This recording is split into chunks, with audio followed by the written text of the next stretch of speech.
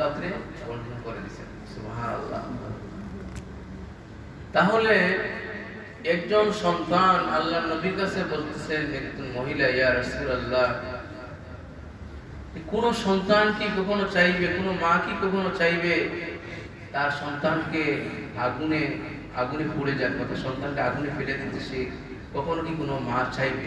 কখনো চাইবে না। তা আল্লাহ রাব্বুল আলামিন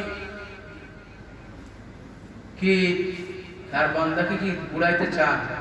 পুড়াতে চান। মুসা আলাইহিস সালাম একদিন আল্লাহর কাছে বলেন, ইয়া রাসূলুল্লাহ, আপনার এত দয়া এবং মায়া, আর আপনি মাখলুকাতকে, তো মানুষকে তো ভালোবাসে সৃষ্টি করলেন, কিয়ামতের দিন পাপিষ্ঠদেরকে জাহান্নামে পুড়াবেন, আপনার কি দয়া লাগবে না? আল্লাহ তাবারক ওয়া তাআলা মুসা আলাইহিস সালামকে বললেন, মুসা আলাইহিস সালাম, এই প্রশ্নের উত্তর পাইতে হলে আপনাকে কষ্ট করতে হবে, কাজ করতে হবে। কি কাজ করতে হবে? আপনি কৃষি কাজ করতে হবে। ক্ষেত করলেন, যেভাবে মানুষ ক্ষেত করে, ক্ষেত করলেন, নবুয়তের হাত দ্বারা দান লাগালেন, খুব সুন্দর দান হলো, উনি সার পানি দিলেন, সবকিছু করলেন, পরিচর্যা করলেন, তারপরে কাটলেন, আনলেন। আল্লাহ রাব্বুল আলামিন বললেন যে সবাই যা করার তাই করেন আপনি। করলেন, করার পরে আনলেন, দান আনার পরে ছিটা দান পৃথক করা হয়, চুষা হয়ে যায়, সার থাকে না, তাও করলেন। তো তখনকার সময়ের মানুষ কি করতো? আমরা তো ফেলে দিতাম, আমাদের এলাকায় ফেলে দিই, ওই এলাকার মানুষরা কিন্তু পুড়াই দিত, ওইটা কোনো কাজে লাগে না। তো মুসা আলাইহিস সালাম সেটা পুড়াই দিলেন। তো আল্লাহ রাব্বুল আলামিন মুসা আলাইহিস সালামকে ডেকে বলেন, মুসা, আপনি এত কষ্ট করে দান লাগালেন, পরিচর্যা করলেন, কেটে বাড়িতে আনলেন, মাড়াই দিলেন এবং দানকে চিটা পৃথক করলেন, চিটাটা পুড়াইলেন কেন? পুড়াই দিত আমারও জিজ্ঞাসা করলেন না। বললেন, আল্লাহ, এটা কোনো কাজে লাগে না, এটা কোনো কাজে আসে না, কোনো উপকারে আসে না, এই জন্য সবাই পুড়াই দিয়ে আমি পুড়াই দিই। তাহলে আল্লাহ বললেন, মুসা, আমাকে যে প্রশ্ন করেছিলে সেই প্রশ্নের জবাব কি তুমি পেয়েছো? যারা পাপিষ্ঠ, যারা, তাদেরকে জাহান্নাম কি করতে হয়? পুড়াইতে হয়। এটা পাপিষ্ঠ হয়ে যায়, নাপাক হয়ে যায়, এটা কোনো কাজে লাগে না। তাহলে আল্লাহ তাবারক ওয়া তাআলা, দেখেন বুখারী শরীফের একটা হাদিস মনে আসলো, আল্লাহর একজন বান্দা ৯৯টা খুন করে সে একজন ব্যক্তির কাছে গেল, বলল, আমি এটা খুন করেছি। উনি বললেন, আমার কাছ থেকে সরে যাও। ওনাকেও খুন করে ফেললো, এইভাবে হাদিস মনে হয়। তো সে ১০০টা খুন করার পরে সে জানলো যে একজন ভালো একজন আলেম আছে, তার কাছে গেলে উনি যে পরামর্শ দিবেন, ওনার পরামর্শ অনুযায়ী বাকি জীবন যাপন সে করবে, আল্লাহর রাস্তায় ফিরে আসবে। যারা পরকালকে বিশ্বাস করে, আল্লাহকে বিশ্বাস করে, পরকালে জবাবদিহিতার ভয় রাখে, আল্লাহর সম্মুখে দণ্ডায়মান হওয়ার ভয় রাখে, তার এই ঈমানটুকু তাকে কাজ করবে যে আমার পরকালে আল্লাহর সম্মুখে দণ্ডায়মান হতে হবে, জীবনের হিসাব দিতে হবে। এইটা যখন মানুষের অন্তরে থাকে, বিশ্বাস থাকে, তখন সে পাপ কাজ করতে তখন আর পুরা শক্তি পায় না। বুঝতে পারছেন? হাতুড়ি ডাক্তার যখন সে বুঝতে পারে যে তার এই চিকিৎসাটা ভুল, তখন তার হাতে কি করে কাঁপে, এই গল্প আপনারা জানেন।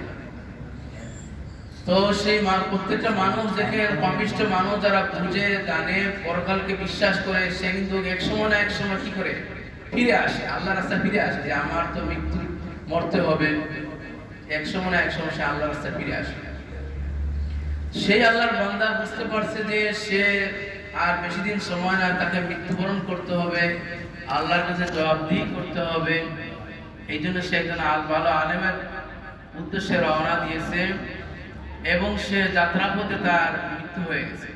সুবহানাল্লাহ। এখন মৃত্যু হওয়ার পরে ফেরেশতাগণ তার রূহ জান্নাতের দিকে, ইল্লিনের দিকে নিয়ে যাবেন না সিজ্জিনের দিকে নিয়ে যাবেন, ফেরেশতাদের মধ্যে কথাবার্তা হচ্ছে, বাদ বিতণ্ড হচ্ছে। আল্লাহর কাছে ফয়সালা চাইলেন। আল্লাহ বললেন, দেখো, আমার বান্দা যে ভালো উদ্দেশ্যে রওনা দিয়েছিল, সে বেশি দূর অগ্রসর হয়েছে না কম দূর অগ্রসর হয়েছে? সে অগ্রসর হয়েছিল কম দূর, কম রাস্তা। আল্লাহ কি করল? ফাতুল আর আল্লাহ জমিনকে তয় করে দিবেন। এই জমিনকে কিভাবে তয় করে দিবেন এটা ইলমে মারিফত সম্পর্কে যাদের আরো ধারণা আছে তারা বুঝতে পারবেন। তো বেশ রাস্তাকে কম রাস্তাকে বেশ করে দিবেন আল্লাহ, জমিনকে সরাই দিবেন। দেখা যাবে যে সে বেশি দূর অগ্রসর হয়ে গেছে, আল্লাহ নির্দেশ দিবেন তার রূহকে কি করো, এলিয়েনে নিয়ে যাও, তাকে জান্নাতীদের দপ্তরে নাম উঠাই দাও। সুবহানাল্লাহ। তো সেই ব্যক্তির তওবা আল্লাহর কাছে কি হয়ে গেল, কবুল হয়ে গেল। সুবহানাল্লাহ। আরব ব্যক্তি কাপড়ের কাপড় চুরি করতে, এটাও ঘরে ছিল হাদিস। তো সেই ব্যক্তিও এইভাবে তার সন্তানাদিকে উপদেশ দিল যে আমি মৃত্যুর পরে আমারকে পুড়াইয়া ছাইগুলো বাতাসে উড়াইয়া দিও, পানিতে বাসমান পানিতে বাসাই দিও। সে আল্লাহকে ভয় পাইছে যে আমি আল্লাহর কাছে কি জবাব দিব, আমি তো সারা জীবন অপকর্ম করছি। সে আল্লাহকে ভয় পাইছে, কঠিন ভয় পাইছে। তার মৃত্যুর পরে তার সন্তানেরা তাই করল। আল্লাহ তাবারক ওয়া তাআলা ছাইকে একত্রিত করে আবার মানুষকে সৃষ্টি করতে আল্লাহর পক্ষে কি নয়, কোনো অসুবিধা নয়। আল্লাহ আবার তাকে সৃষ্টি করে ফেললেন। জিজ্ঞাসা করলেন, বান্দা তুমি এমন কাজ করতে কিসে তোমাকে উদ্বুদ্ধ করলো? সেই ব্যক্তি বলল, আল্লাহ আমি জীবনে অনেক অপকর্ম করেছি, আমি এবং আমার এই অপকর্ম নিয়ে আপনার সম্মুখে আসা আমার বড় লজ্জা লাগে। আমি আপনার শাস্তি এবং অসন্তুষ্টির ভয়ে আমি এই কাজ করেছি।